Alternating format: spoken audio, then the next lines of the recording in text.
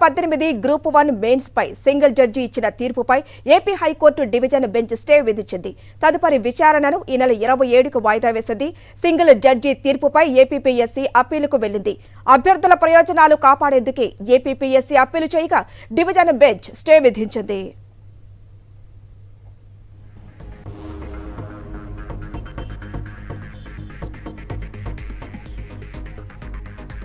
మరింత సమాచారం మా ప్రతినిధి అశోక్ ఫోన్ లైన్ లో అందిస్తారు. అశోక్, చెప్పండి, గ్రూప్ 1 మెయిన్స్ పై తదుపరి విచారణ మరి వచ్చే వారానికి వాయిదా వేసింది. ఇప్పటి వరకు ఎటువంటి విచారణ జరిగింది? గ్రూప్ 1 మెయిన్స్ పై సింగిల్ బెంచ్ ఇచ్చిన తీర్పును సవాల్ చేస్తూ ఏపీపీఎస్సీ డివిజన్ బెంచ్ ని ఆశ్రయించింది. డివిజన్ బెంచ్ లో చాలా స్పష్టంగా ఏపీపీఎస్సీ తన వాదన అయితే వినిపించింది. ఇప్పటికే సింగిల్ బెంచ్ ఏదైతే తీర్పు ఇచ్చిందో అది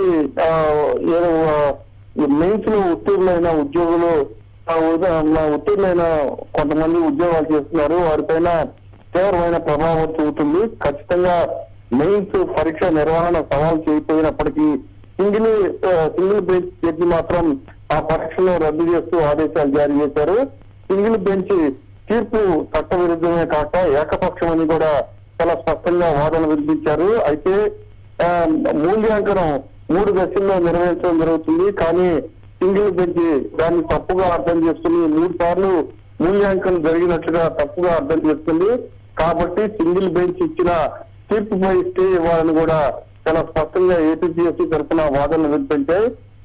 ఏపీపీఎస్సీ తరఫున వాదనతో డివిజన్ బెంచ్ ఏకీభవించింది. పూర్తి స్థాయిలో సింగిల్ బెంచ్ ఇచ్చిన తీర్పుపై స్టే ఇచ్చింది. తదుపరి విచారణ మంగళవారానికి వాయిదా వేసింది.